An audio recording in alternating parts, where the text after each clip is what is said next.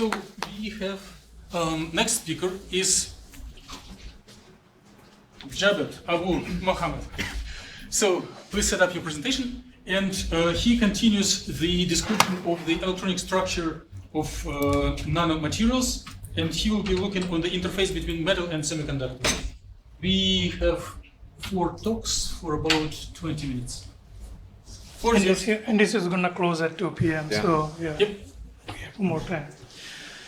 So I'm going to talk on the ab initio study of the metal and metal interface for resistive switching applications. So since the resistive switching is a new thing, some guys. So first, let's start what is actually resistive switching. So if you're going to start on the electrical, they have a 4-parameter voltage, flux, and current and charge. So if you're going to make a relationship, we got a 3 different circuit, but still they have a one relation between the charge and flux missing until 1971, or in the Dr. Liu Chon, he mathematically derived an equation and formed that maybe there should exist a circuit which is called a memoristor, and is practically prepared in 2008 by HP scientists.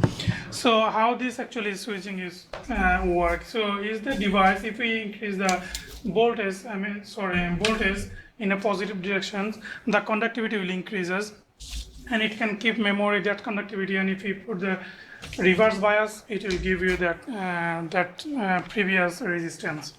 So we are going to make devices with these properties, but question is why we need these properties. So in a one sentence, this recent semiconductor-based technology, it's almost in the theoretical limit up to the, so we need new mechanisms.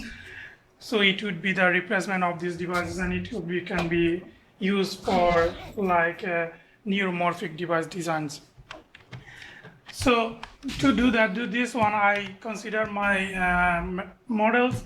My models actually, I am considering one titanium oxide layer with one of the metal oxide layer on the top of them to study these properties.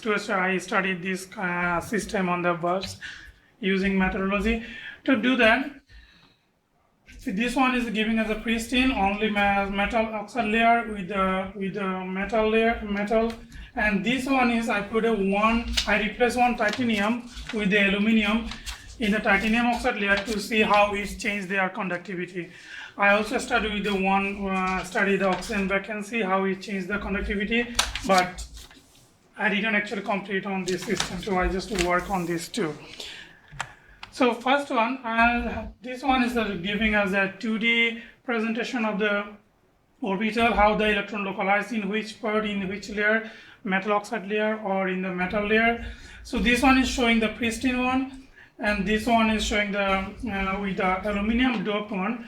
First, if you look on this lattice structure, by doping aluminum, the lattice structure is distorted much, but this one almost showing this pristine titanium oxide lattice structure. So in this case, it's HOMO -1 and HOMO. There was some electron delocalization on the metal part in here, and this one in the LUMO too.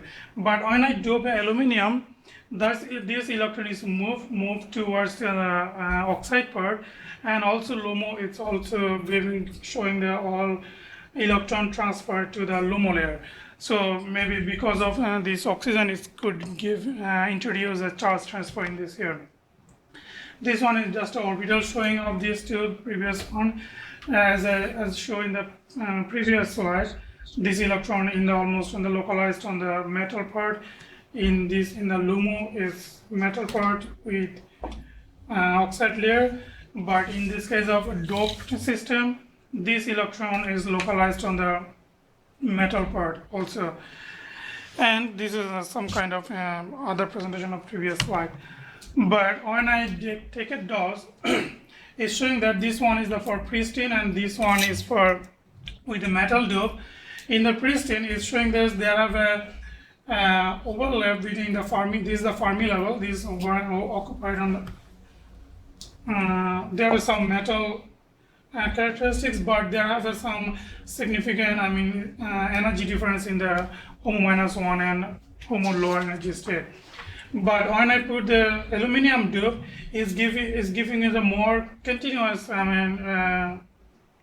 orbital, occupations, and also the overlapping of the unoccupied by electron is higher than the undoped system. And these two, I optimize by using the electric field towards the z direction. Z direction means from here is the metal part to the, metal oxide to the metal directions. In that case, I saw that this one in the undoped system, by applying the electric field, it didn't change the energy level that much. But when in this doping system, it increased the occupation of the unoccupied orbitals with the electrons. Excited electron is much more than compared to this one. So from this DOS calculation, I can say that very good. This one is that because of doping, or under the electric field, it changed the occupation number is huge.